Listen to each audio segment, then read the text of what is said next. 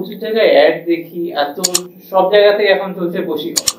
তো এটা কি আদৌ হয় বা বলে কাদের মধ্যে হয়? এটা খুব একটা দামি প্রশ্ন করেছেন আপনি। ব্যাপারটা হচ্ছে সমস্ত জায়গায় এখনই একটা ট্রেনও প্রচুর জায়গায় পোস্টার লাগানো থাকে, 2 মিনিটে বশীকরণ, 1 মিনিটে বশীকরণ, 5 মিনিটে বশীকরণ। ব্যাপারটা হচ্ছে প্রশ্নটা খুব দামি প্রশ্ন করেছো যে বশীকরণটা কি আদৌ হয় কি না এবং হলে কাদের মধ্যে হয়। প্রশ্ন হচ্ছে এখানে এই যে বশীকরণ বা কাদের মধ্যে হয়, এখন প্রত্যেকটা মানুষের মধ্যে যেটা কাজ করছে যে আমাকে ইমিডিয়েট সমাধান পেতে হবে, ইমিডিয়েট সমাধান পেতে হবে, মানে অন স্পট সমাধান। এই জন্যই মানুষ এই লোকগুলোর কাছে ছুটে যাচ্ছে, 3 মিনিট, 2 মিনিট, 1 মিনিট দেখা মাত্র বশীকরণ তাদের পিছনে। এই বশীকরণ এই যে কথাটা, এটা কিন্তু প্রাচীন কালেও ছিল, মুনি ঋষিরা করে গেছেন। এই জন্যই আমাদের যে বেদ বা যে পুরাণগুলো আছে তাতে বশীকরণ সম্পর্কে লেখা আছে। প্রাচীনকালেও হতো, বর্তমানেও হয়, আগামী দিনেও হবে। কিন্তু কাদের কাদের মধ্যে হবে, প্রশ্নটা হচ্ছে এখানে। প্রত্যেকটা লোক যখন বিবাহ করছে, স্বামী স্ত্রীর মধ্যে বশীকরণ, ভালো করে বোঝো, স্বামী এবং স্ত্রীর মধ্যে বশীকরণ। এই যে স্বামী স্ত্রী দুজন যে বিবাহ করলো, এই বিবাহতে তারা 10 লক্ষ টাকা খরচ করলো, বাট এই দুজনের একটি শাস্ত্রীয় মিল করালো না, একটা জটক বিচার করালো না। একটা ছেলে একটা মেয়ে, দুজনের মধ্যে 36খানা গুণ থাকে, 36টা। তার মধ্যে যদি 18টার ওপরে মেলে তাহলে তাদের দুজনের বিবাহটা হয়।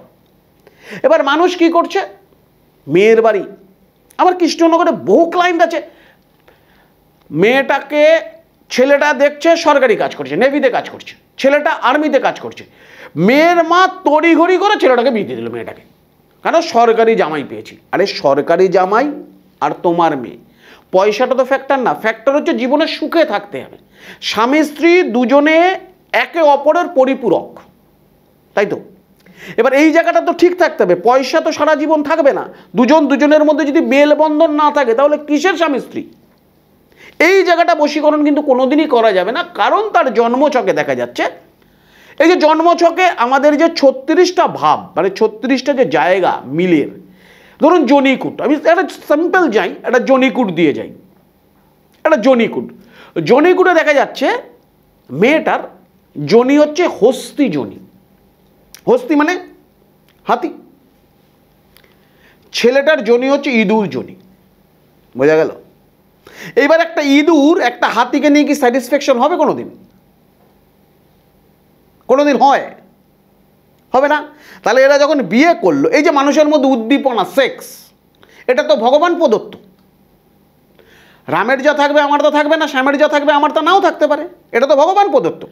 এইবার এই যে স্বামীর ইঁদুর আর স্ত্রীর হস্তি, বোঝা গেল? তাহলে এই যে ইঁদুরটা হস্তিকে কোনোদিন তার চাহিদাটা মেটাতে পারবে না, এটা পয়সা দিয়েও মিটবে না। তাহলে কি হবে? বাড়িতে স্বামী থাকার সত্ত্বেও কিন্তু এই বউটা বাইরে গিয়ে কোনো ছেলের সঙ্গে রিলেশন করবে করবে করবে। সে করছে কিসের জন্য? তার চাহিদার মিটাতে। তার জন্য কিন্তু স্বামীর সঙ্গে সে খারাপ ব্যবহার করছে না, স্বামীর সঙ্গে লিঙ্ক আছে, স্বামীও জানে তার বউ অমুক জায়গায় সম্পর্ক আছে। বহু কেস আমার কাছে আসছে। এটা যদি উল্টো হয়, যদি দেখা যাচ্ছে স্বামীর হস্তি বউয়ের মুশিক মানে ইঁদুর, তাহলে বউ বউয়ের মতন ঘরে থাকবে, স্বামীর বাইরে গার্লফ্রেন্ড থাকবে, স্বামী বাইরে গিয়ে তার সঙ্গে রিলেশন করবে। তো এই জায়গাটায় বশীকরণ যতবার করবে ততবারই কিন্তু ফলস হবে, হবে না। আর যে কোনো একটা তন্ত্রক্রিয়া 2 মিনিট, 5 মিনিট, 15 মিনিটে হয় না। আপনি বাড়িতে একটা লক্ষ্মী পুজো করেন, এই লক্ষ্মী পুজোর আয়োজন করতে পুরো লক্ষ্মী পুজোর দিনটা আপনার লেগে যাচ্ছে। লক্ষ্মী পুজোটা তো 15 মিনিটের পুজো, কিন্তু লক্ষ্মী পুজোর এই যে আয়োজনটা করতে আপনার সারাদিন লেগে যাচ্ছে, তাই না? তাহলে এই বশীকরণটা 5 মিনিটে ইম্পসিবল ব্যাপার। তাহলে আমার কাছে এখানে আমি অনেক লোককে এটা প্রশ্ন করি যে আপনাকে ঠকায় কে, আপনার ভাগ্য না আপনি নিজে? তা আপনি নিজে চমকপ্রদ বিজ্ঞাপনের জন্য চলে গেছেন, আপনি ঠকেছেন। তো এখানে তো তার দোষ নেই, সে তো ফাঁদ পেতে বসে আছে। তো আপনাকে সচেতন হতে হবে, তাহলে এই জায়গা সিম্পল বেরিয়ে আসবে। এবং বশীকরণ আমি এখনও বলছি, প্রাচীন কালেও হতো, আজকের ডেটও হয়, এবং গ্যারান্টির সাথে বশীকরণ করা যায়।